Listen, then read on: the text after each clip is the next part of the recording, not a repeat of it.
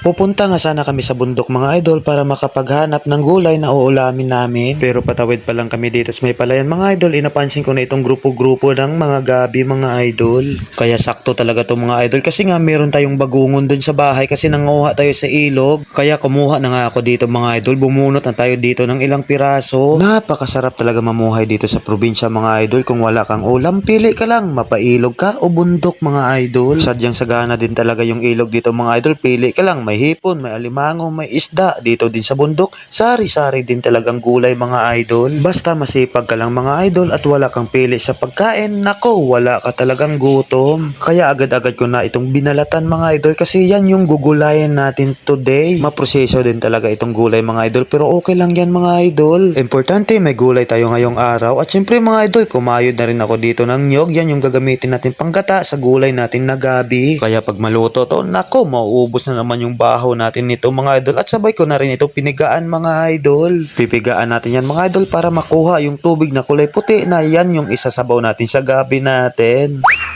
Pagkatapos natin maridi yung panggata mga idol, siyempre pinutulan ko na ng puwet itong mga bagungon mga idol o horned snail sa English. Yan nga pala yung nakuha namin nung isang araw dun sa ilog mga idol kasi nang trip kami dun, nang hanap kami ng mga shell, bagungon, kayog at kung ano pang pwede namin mauwi. Sobrang enjoy din talaga dun kami sa ilog mga idol at siyempre nasanay na rin kami dyan mga idol kasi nung maliit pa kami, sinanay na kami ng magulang namin dyan sa ilog mga idol. Diskarte lang sa ilog mga idol para walang gutom.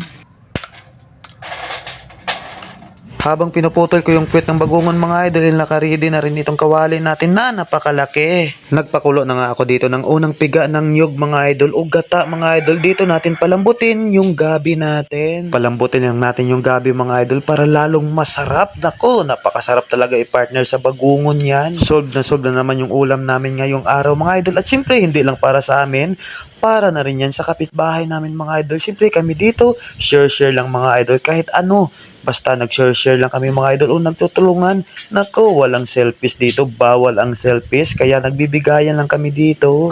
Pagkatapos natin lagyan ng mga sari-saring sahog o pampalasa mga idol, ayan na mga idol, lumambot na. At dyan na natin ilalagay yung unang piga natin na gata. Lulutuin natin ulit yan sa unang piga natin na gata para lalo talagang sumarap yan mga idol. Hiniram muna natin dito yung pampalasa dito sa Magic Sarap. At siyempre lagyan din natin yung paminta mga idol. Pampabango yan sa gulay natin. At hindi mawawala yung asin pampaalat mga idol, pampagana yan sa kanin natin. At hintayin na lang natin kumulo yan mga idol para tumimbang yung lasa at ilagay na itong bagungon o horned snail mga idol. Konting kaalaman lang mga idol, ayon sa Jessica Soho kasi napanood natin ito, yung bagungon o horned snail mga idol ay mabisang gamot sa mga kanser. Di ko lang alam kung totoo pero yan yung napanood natin mga idol. Siyempre, hindi naman scam yung Jessica Soho.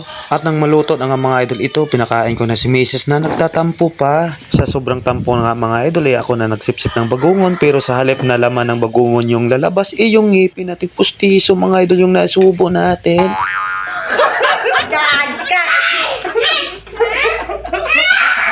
Dali.